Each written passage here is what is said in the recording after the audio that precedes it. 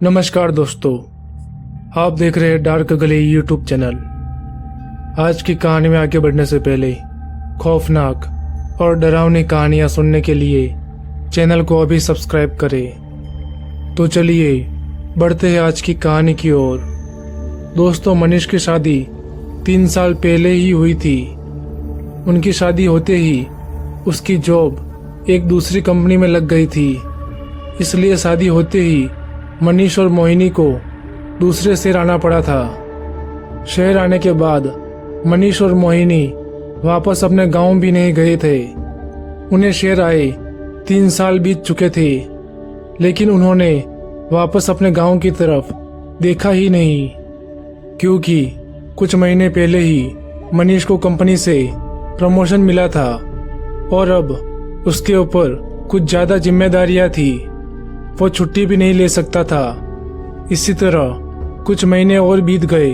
एक दिन मोहिनी को गांव से फोन आता है और पता चलता है कि मनीष की छोटी बहन की शादी तय हो गई है और इसलिए उन्हें गांव जाना ही पड़ेगा।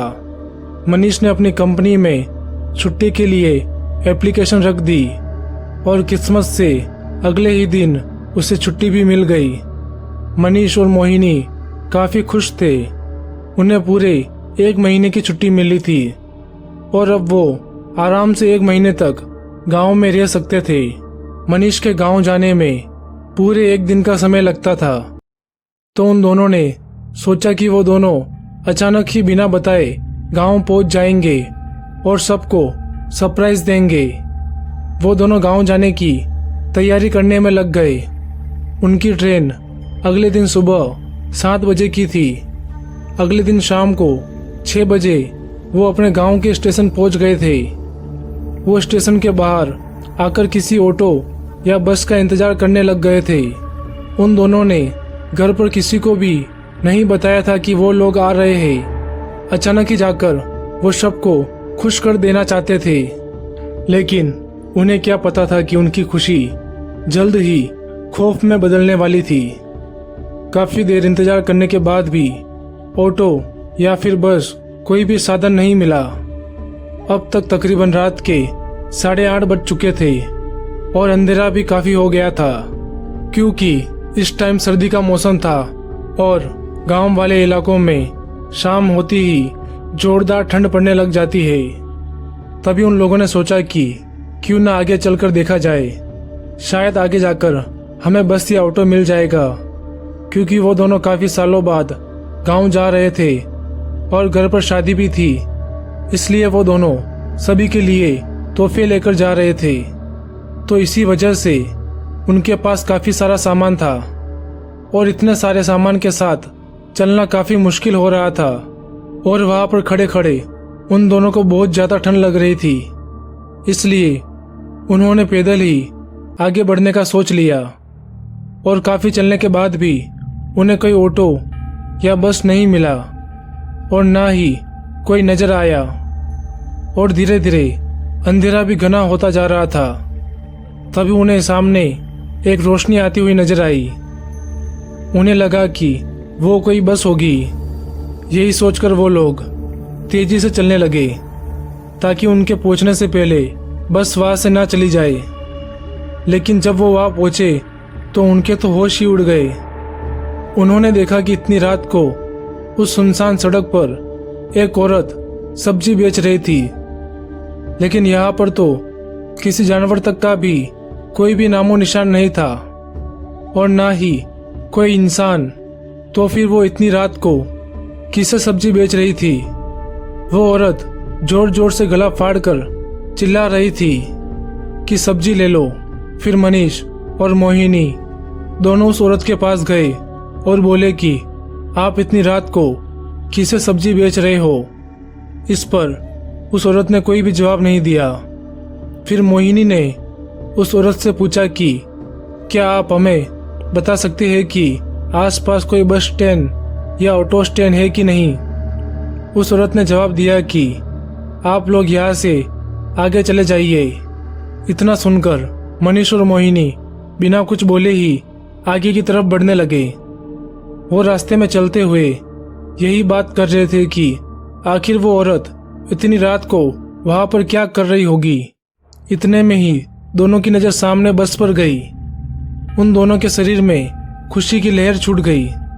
फिर वो दोनों भागकर बस में चढ़ गए तो उन्होंने पाया कि बस में कोई भी नहीं था, यहाँ तक कि बस का ड्राइवर भी नहीं।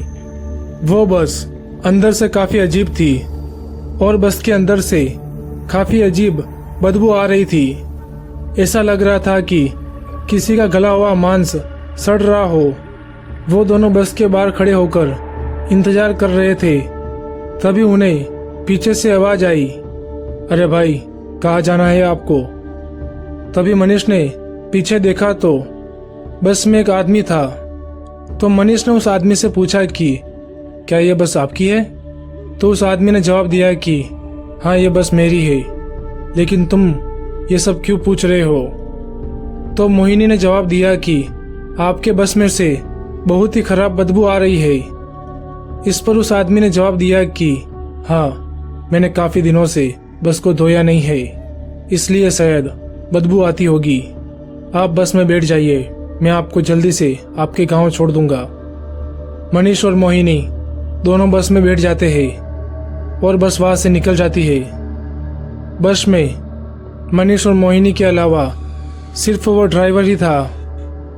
तभी बस के पीछे से एक आदमी टिकट के लिए आता है।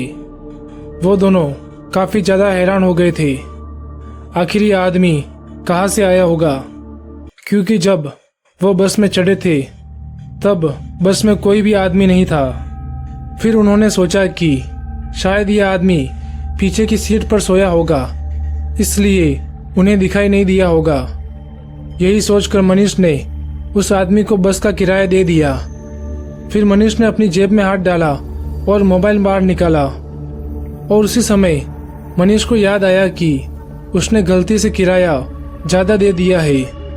तभी मनीष अपने एक्स्ट्रा पैसे लेने के लिए पीछे की तरफ गया, लेकिन जब मनीष पीछे पहुंचा तो उसने देखा कि जो आदमी थोड़ी देर पहले टिकट के पैसे लेने आया था, वो आदमी अभी बस के पीछे मरा हुआ पड़ा था। यह देखने के बाद मनीष जोर से चिल्लाता है और मनीष की चीख सुनकर मोहिनी भी उसके पास चली जाती है और वो भी यह देखकर बुरी तरह से डर जाती है।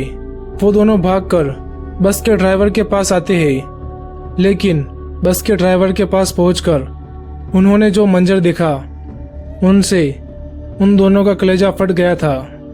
उन्होंने देखा कि जो औरत थोड़ी देर पहले सड़क पर सब्जी बेच रही थी, वही औरत अब बस चला रही थी। उन्हें समझ में नहीं आ रहा था कि आखिर ये औरत कब बस में चढ़ गई और वो आदमी जो उन्हें पहले मिला था, वो कब बस में से नीचे उतर गया। उन दोनों का सर बुरी तरह से चकरा रहा था। उन दोनों ने बस से बाहर जाने की सोची। वो दोनों बस के गेट पर जा ही रहे थे, तभी उस औरत ने मोहिनी का हाथ पकड़ लिया और उसने मोहिनी से कहा कि अब तुम इस बस में से जिंदा बाहर नहीं जा सकते। कोई भी इस बस में आता है, उसकी लाश ही इस बस से बाहर जाती है। यह सुनकर मनीष और मोहिनी काफी डर जाते हैं। वो लोग जैसे तैसे अपना हाथ छुड़ाकर बस के गेट के पास पहुंचते हैं और देखते हैं कि जो कंडक्टर थोड़ी देर पहले मरा हुआ पड़ा था, वही आदमी अब बस के गेट पर आराम से खड़ा हुआ था। यह देखकर मनीष और मोहिनी समझ चुके थे कि आज तो उनका बच पाना मुश्किल है और यहाँ पर कुछ कर पाना भी नामुमकिन है। इसलिए वो दोनों चुपचाप आकर अपनी सीट पर बैठ जाते हैं और वो देखते हैं कि जो ड्राइवर उन्हें पहले मिला था, वो उनकी सामने वाली सीट पर बैठा हुआ था और वो पूरी तरह से खून में भीगा हुआ था। यह देखने के बाद उन दोनों की बची कुची जान भी निकल गई, लेकिन वो अभी भी किसी तरह बस के बाहर निकलना चाहते थे। लेकिन शायद किस्मत को कुछ और ही मंजूर था। तभी उनकी नज़र बस के एक टूटे हुए कांच पर गई। वो जल्दी से उस कांच के पास आ जाते हैं और उस कांच को पूरा तोड़ देते हैं और तोड़ने के बाद वो बस से नीचे कूद जाते हैं। लेकिन यह मुसीबत इतनी जल्दी उन दोनों का पीछा छोड़ने वाली नहीं थी। जैसे ही वो दोनों बस से नीचे उतरे तो उनके सामने एक ऑटो पड़ा हुआ था। उन्होंने सोचा कि ये ऑटो पकड़कर वो दोनों इस सुनसान सड़क से बाहर निकल जाएंगे। लेकिन वो दोनों जैसे ही ऑटो के पास पहुंचे तो उन्होंने देखा कि ये ऑटो उसी जगह पड़ा हुआ था जहां पर पहले वो बस पड़ी हुई थी। उन्हें यह समझ नहीं आ रहा था कि आखिर घूम फिर के वो उसी जगह कैसे आ गए, जिस वजह से वो दोनों एकदम सुन्न पड़ गए थे। उन्होंने अपनी घड़ी में समय देखा तो रात के ठीक 12 बज रहे थे और ठंडी ठंडी हवाएं उनके पूरे बदन को जमा रही थी। उन दोनों के पास जो गर्म कपड़े थे वो उनके बैग में ही थे और वो बैग अब बस में ही छूट गया था। उन दोनों में इतनी हिम्मत नहीं थी कि वो दोनों बस में जाकर वापस बैग लेकर आ जाए। वो ठंड से बचने के लिए उस ऑटो के अंदर ही बैठ जाते हैं। लेकिन वो इस बात से अनजान थे कि दूसरी मुसीबत उनका इंतजार कर रही थी। वो दोनों जैसे ही ऑटो में बैठे वैसे ही ऑटो स्टार्ट हो गया और चलने लगा। वो दोनों समझ गए थे कि खतरा अभी उनके ऊपर से टला नहीं है, अभी भी उनकी जान खतरे में है। उन्होंने ऑटो से कूदने की सोची, लेकिन ऑटो की रफ्तार इतनी तेज थी कि अगर वो ऑटो से नीचे कूदते तो उनकी मौत पक्का हो जाती। उन दोनों के पास अब बचने का कोई भी रास्ता नहीं था। वो ना तो ऑटो से नीचे कूद सकते थे और ना ही ऑटो वाले से ऑटो रोकने के लिए कह सकते थे, क्योंकि ऑटो में उन दोनों के अलावा और कोई भी मौजूद नहीं था।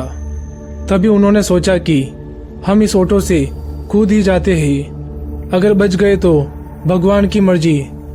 वैसे भी अगर हम इस ऑटो में बैठे रहे तो हमारी मौत पक्की है। जैसे ही उन्होंने कूदने की कोशिश की तो किसी ने मनीष का हाथ पकड़ लिया। उन्होंने मुड़कर देखा तो ये और कोई नहीं बल्कि वही सब्जी वाली औरत थी जिसने मनीष का हाथ पकड़ रखा था। मनीष और मोहिनी ने सोचा कि आज की रात उनकी आखिरी रात है, लेकिन किस्मत कभी भी बदल सकती है। जब वो औरत मनीष को अपनी तरफ खींच रही थी तभी उस औरत पर एक रोशनी पड़ी और उस औरत ने मनीष का हाथ छोड़ दिया। हाथ छोड़ते ही मनीष और मोहिनी उस चलती ऑटो से नीचे कूद जाते हैं। ऑटो से कूदने के बाद उन लोगों ने देखा कि उन्हें कोई भी चोट नहीं आई थी। आखिर ऐसा कैसे हो सकता है? यही सोचते हुए उन दोनों की नज़र सामने गई तो वो दोनों खुशी से पागल हो गए। उन्होंने देखा कि वो औरत ऑटो के साथ ही आगे की ओर बढ़ रही थी और अब उनका गांव उनके सामने था।